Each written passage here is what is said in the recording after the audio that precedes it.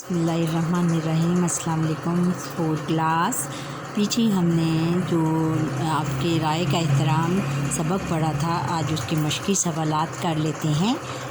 पहला इसका दूसरा सवाल है कि सबक के मुताबिक दुरुस्त बयान के सामने दुरुस्त का और गलत के सामने गलत का निशान लगाएं। जैसे कि स्कूल में क्लास मॉनिटर का इलेक्शन था, दुरुस्त। और है कि आगे अदनान ने कहा मैं राशिद को वोट नहीं दूंगा, गलत। उसने कहा था मैं राशिद को वोट दूंगा। कसरत राय से जो फ़ैसला हो इसे कबूल करना ज़रूरी नहीं, गलत। और हमारे मुल्क का पूरा नाम इस्लामी जमहूरियत पाकिस्तान है, सही, दुरुस्त। और है आगे वोट का इस्तेमाल हर शहरी को नहीं करना चाहिए, गलत। आगे है कि दिए हुए सवालों के जवाब लिखें। अलिफ है कि मशवरे से क्या मुराद है? मशवरे से मुराद है कि राय, किसी भी काम में राय देना। मशवरे से मुराद है राय देना। जमहूरी रवैये से क्या मुराद है? जमहूरी रवैये से मुराद ये है कि हर शख्स को ये आज़ादी हासिल है कि वो अपनी पसंद का नुमाइंदा चुन सके। वोट इलेक्शन के ज़रिए या वोटिंग के ज़रिए अपनी पसंद का नुमाइंदा चुन सके। जमहूर किसे कहते हैं? जमहूरिया किसे कहते हैं? जमहूरिया उस मुल्क को कहते हैं कि जहाँ पे इस मुल्क को कहते हैं जहाँ अवाम की अक्सरियत के मशवरे से हुकूमत बनाई जाती है, अवाम से वोट की सूरत में राय ली जाती है, उसको हम जमहूरिया कहते हैं। और है कि एक नुमाइंदे या लीडर में क्या क्या खूबियाँ होनी चाहिए? एक नुमाइंदे या लीडर में क्या खूबियाँ होनी चाहिए? इसका जवाब ये है आपका पेज नंबर 126 में आप देखें जाके कि ये देखें, आप जिसको भी वोट दें उसमें चंद खूबियाँ होनी चाहिए। पहली बात ये कि जिस काम के लिए इसको वोट दिया जाता है वो इसका अहल हो। दूसरी बात ये कि वो दयानतदार हो, लोगों के साथ हमदर्दी रखता हो। क्लियर हो गया? आपको ये लिखना है आपने। और है आगे सवाल है कि आगे फिर है कि आप अगर आपके दो हम जमात किसी बात में नाराज़ हो जाएं तो आप इनमें कैसे सुलह करवाएंगे? आप ये कहेंगे कि हम इनमें आपस में दोनों में सुलह करा देंगे और उनको ये समझाना चाहिए कि हम सब आपस में भाई भाई हैं और भाई एक दूसरे के साथ लड़ते नहीं, झगड़ते नहीं। तो ये बातें कहकर उनको आपस में उनकी सुलह करा देनी चाहिए। अच्छा, दिए हुए अल्फाज पर नुक्ते लगाकर दोबारा लिखें और दुरुस्त लफ्ज़ों से पढ़ें। जैसे ये है, क्या है? तारुफ। ये क्या लिखा हुआ? तारुफ के ऊपर हम क्या करेंगे? 2 नुक्ते लगाएंगे। और तवाज़ुन के ये नून का नुक्ता नहीं है, अंदर नून का हम नुक्ता लगाएंगे।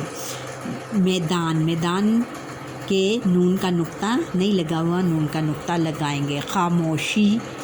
खामोशी में शीन के 3 नुक्ते नहीं लगे हुए, हम वो 3 नुक्ते इधर लगाएंगे। ये देखें, 3 नुक्ते हम लगाएंगे। फिर इख्तलाफ के 2 नुक्ते नहीं लगे हुए थे, वो हमने लगा दिए। मिसाल के मुताबिक लफ्ज़ के आखिरी हर्फ से नीचे नए अल्फाज बनाते हुए लफ्ज़ों की ज़ंजीर बनाएं। जैसे अंगूर कहाँ पर ख़त्म हुआ है? रे से। अब रे से ही हमने दूसरा लफ्ज़ बनाना है, रात। फिर रात कहाँ पर ख़त्म हुई है? تے پہ، تے سے ہم نے دوسرا لفظ بنانا ہے تارا، تارا کہاں پر ختم ہوا ہے؟ الف پہ، الف سے ہم کیا بنائیں گے؟ اللہ۔ اور دریا ہے، سب سے پہلے ادھر ہے آیا دریا، دریا کہاں جا کر کس لفظ پہ ختم ہوا؟ الف پہ، الف سے کیا ہم بنائیں گے؟ انڈا، اور انڈا کہاں ختم ہوا؟ الف پہ ہی۔ پھر اس سے ہم کیا بنائیں گے؟ الماری، الماری کہاں ختم ہوا؟ یہ چھوٹی یہ پہ، چھوٹی یہ سے ہم کیا بنائیں گے؟ یادگار۔ اور پھر ہے آگے فرد، فرد کہاں پہ جا کے ختم ہوتا ہے؟ دال پہ، دال سے کیا بنائیں گے؟ دوات، دوات کس کو کہتے ہیں؟ انک پوٹ کو، انک پوٹ کو ہم دوات کہتے ہیں۔ دوات کہاں پہ جا کر ختم ہوا؟ تے پہ، تے سے کیا بنائیں گے؟ تلوار، تلوار جب کہاں پہ جا کر ختم ہوا؟ ریس، رے پہ، رے سے کیا بنائیں گے؟ راستہ۔ کلیئر ہو گیا آپ کو؟ اور اب آگے ہے کہ دیے ہوئے طریقے سے الفاظ بنائیں۔ اب ہے 18، انہوں نے بتایا ہوا ہے 18ویں، پھر کیا ہے 19، 19ویں، 20، 20ویں، 21، 21ویں، 22، 22ویں، 23، 23ویں، 24، 24ویں۔ اور آگے ہے کہ با اور لا سابقے ہیں، ان سے 3 3 الفاظ بنائے، جیسے با ادب، لاجواب۔ اب اس سے 3 3 الفاظ بنانے ہیں ہم نے، کیا بنے گا؟ با اخلاق، با اثر، با تمیز، لا محدود، لا حاصل، لاپتہ۔ ابدار اور فروش لاحقے ہیں،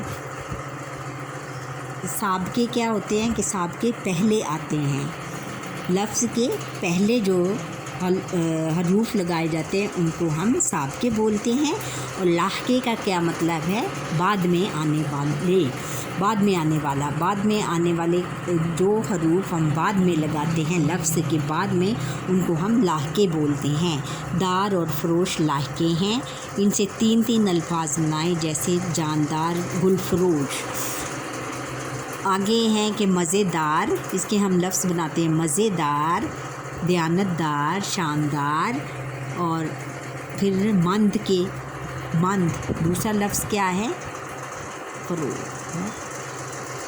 مند، عقل مند، عقل مند، دولت مند اور صحت مند۔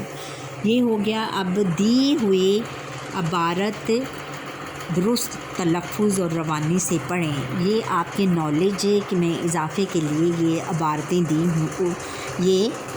دی ہوئی ہوتی ہیں۔ جیسے میجر عزیز کے بارے میں یہ ایک پیراگراف دیا ہوا ہے۔ میجر عزیز بھٹی شہید کا تعلق گجرات سے تھا۔ عزیز بھٹی نے 1948 میں پاک فوج میں کمیشن حاصل کیا اور قومی تربیت کے لیے کاکول اکیڈمی چلے گئے۔ انہوں نے 1950 میں اعلیٰ اعزازات کے ساتھ تربیت مکمل کی۔ 6 ستمبر 1965 کو جب بھارت نے پاکستان پر حملہ کیا تو اس وقت میجر عزیز بھٹی لاہور کے قریب برکی کے علاقے میں ایک کمپنی کی کمان کر رہے تھے۔ 6 سے 12 ستمبر تک میجر عزیز بھٹی کی کمپنی نے تابڑ توڑ حملے کر کے دشمن کو ہر جگہ ناکامی سے دوچار کیا۔ 12 ستمبر کی صبح 9 بجے وہ دشمن کی فوج پر گولہ باری کروا رہے تھے۔ ساتھیوں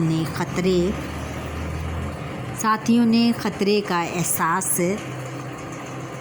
دلایا مگر وطن کی حفاظت کے مقابلے میں جان کی پرواہ نہیں کرتے تھے۔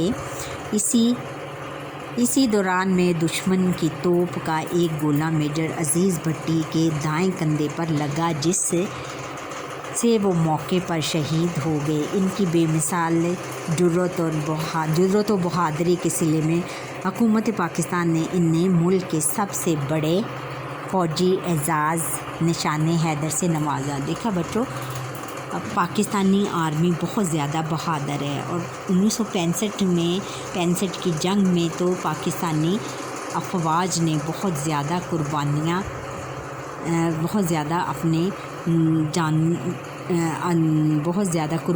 دیں اور اپنی جان کی پرواہ کیے بغیر شہید ہوئے اور اس سرزمین کو بچانے کے لیے انہوں نے اپنی جان کی پرواہ تک نہ کی۔